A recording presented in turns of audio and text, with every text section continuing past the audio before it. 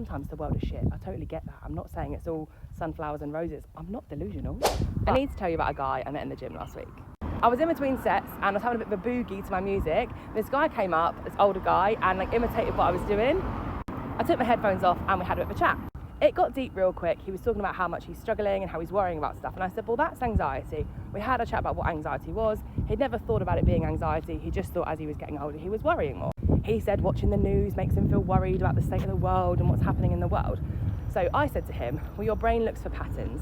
If you're watching the news, which is full of negative stuff, and it is, I don't watch the news at all anymore, your brain starts to look for the negatives. And if you search for the positives and you start pointing out the positives, like what a lovely day it is today.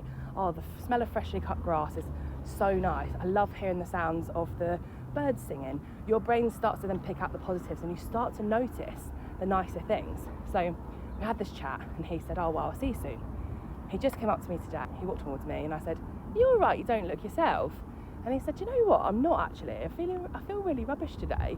And we had a bit of a chat and he said, but after I spoke to you last week, I felt so much better. He said, I left with a bit of a spring in my step. He said, and you really made a difference to my day. And I said, well, that makes me feel really happy. I'm really glad that I could do that. So we had a bit of a chat for about 10-15 minutes. And I said, I could tell from over there that you weren't yourself. I could just tell by your demeanour. And he said, no, I wasn't. But I feel much better for having a chat.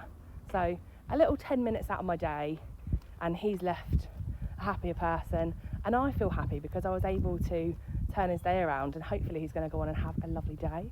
So remember the power of positivity, looking, sometimes the world is shit. I totally get that. I'm not saying it's all sunflowers and roses. I'm not delusional, but you can look for the small wins. And when you find the small wins, your brain starts to pick them out on its own and then the small wins become the big wins.